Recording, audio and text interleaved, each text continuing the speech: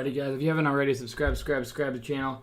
Click the icon below if I make new videos. I'm just getting everything set up here, guys. Today's 562. Today is an 11K green day. 421. Cool. Change documents. 11K. Where you at? Oops. Alright. Cool. Alrighty guys.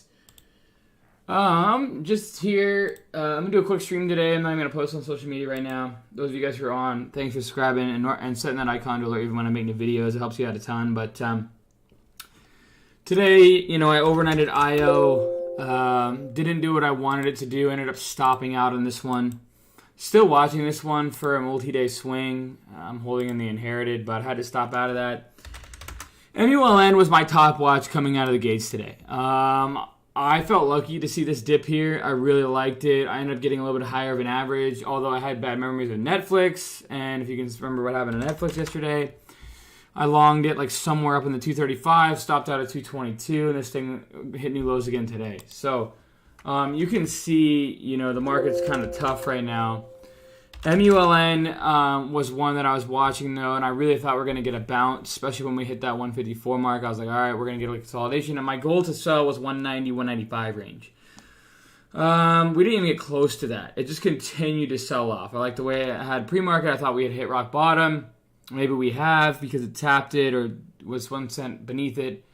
And we kind of perked off those lows. So still watching that name, but that conviction's gone now. And I ended up losing about 80 grand to start the day.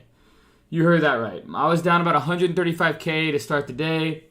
Had a nice little trade on VYGR. I ended up nailing the bottom there at 618, out 718, I believe. Yep, cool. So $5,000. And then I ended up shorting it at about 735 range, so right where that white line is. And then I covered it right there underneath 7. My goal was underneath 7, covered it up.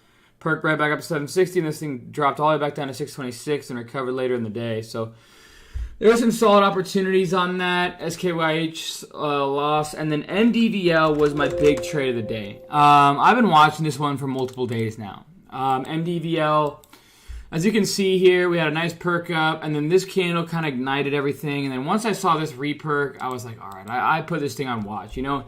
This thing is the type of name where, you know, it goes 195, rips up to 230, sits, looks like it's dead, and then rips straight up to 310, right? And then the next day, 240, straight up to 320. And then 260, straight up to 350, right? So I knew this one was volatile. I really liked the way the daily was setting up. Multi-day breaker today. You can see here, you know, we've been building higher lows, higher lows, higher lows. It keeps perking, keeps perking, keeps perking. The key break was 334. We had actually got that, and that's where my scales were over 340. I ended up nailing it for a $75,000 winner, and then it ended up selling off. Luckily, I got out of the thing, or else that could have been crushing to the trading psychology. That would have really hurt. Back down to where I started after being up 75K and then being down 136K. And then my last trade of the day. So you can see here, let's see, MDVL. I keep forgetting I can show you guys trades like this. MDVL, you can see, you know, I've been buying it, all the dips, about 3,000 shares at a time, all the dips, and then I finally was like, okay, I've had enough size, we're not getting any more dips, I'm going to let this play out. Once we started, it was hard to hold this because we kept perking and perking and perking. It wasn't like a straight up move, and each move I was up 20K, 40K, 60K, right? So it wasn't easy to hang on. I mean, and then luckily, this thing snapped straight back down. And I know this thing has that potential. I mean, you can go back and look at this chart. It is a whippy name, and I keep saying it can break your neck. Well, look at this thing. You go up, you go down. You go up, you go down. You go up, you go down. You go up. You know, it's just like this whippy price action, right? Still on watch tomorrow and the coming days, too. I mean, it's still holding $3. And then you can see me shorting my final trade of the day to help me go green, SDVL. These were kind of expensive borrows, but I really like the way it's set up. Look at all the volume, and I risked off basically $8 was the short. Look at all this volume trying to bring this thing up. You can see volume here, volume here. I ended up somehow nailing this. I actually got really lucky. I shorted it, and about 5 minutes later, the thing holds down. I cover most of it on the hold down. Saved up 1,000 shares and was able to cover a little bit under the unhold. And this thing ended up going under 6. So I still missed a lot of meat on the bone. But solid trade to end the day. Ended up getting green on the day. I was down about 5K in the day and then ended up green 11,000 to end the day. Don't get this confused. I had an overnight position. For whatever reason, when I have overnight positions, the P&L isn't correct. It says I'm down 7K, but I was realized down. I think the equity was at 376.5 yesterday.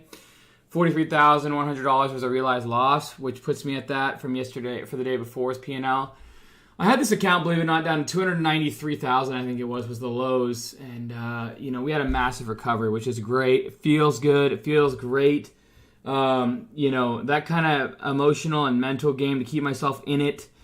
Especially realizing that if MDVL ended up dumping on me, which it very well could have. This very well could have, dumped on me right in here and be the top. Because I was kind of worried like a VY's YARG type move, right? Where this thing perks up. If you look at the yearly right here, okay, you can see kind of perks up, and then just slams. I did not want that on MDVL. And it was in the back of my head, and I just said, you know what, let's take it off. And nailed the trade. And then same thing with WVL, this thing easily could have squeezed up to 850 and ended up making a move after hours. That's why I only had 21,000 shares. That's quite a bit of size, but I had room to average up if I needed to, or just to have a little wiggle room that I'm not too oversized and get too emotional. That was basically my day. 2 big losers out of the gate, and then was able to wiggle myself back to, kind of getting myself back in a fighting position tomorrow. Only like 30K off, or 32K off the highs of my streak. So one red day and then another green day back today. So it feels good to be back. CYN watching this one tomorrow as well. Seems to be not giving up. Nice little gapper. We'll see how this one pans out. I appreciate you guys for subscribing to the NormagnolTrading.com community. If you haven't already, I'm not a financial advisor. Trading your own risk. I have a plan, a process, and a strategy. Free chat, links below. My course, teaching my process, links below. We're making some refreshes to the room, so hopefully you guys are enjoying. I know for me, it's definitely a much-needed thing. It's long overdue. It's kind of hard for me to get used to, and there's some things that I'm getting used to, but I know it's for the better in the long term. I do appreciate you guys for subscribing to NormagnolTrading.com community. What's up? What's going on, L. James Drake? What's going on? I'll see you guys tomorrow. Okay, I appreciate you guys for subscribing. See you guys tomorrow. Cheers, team, and go Hawks.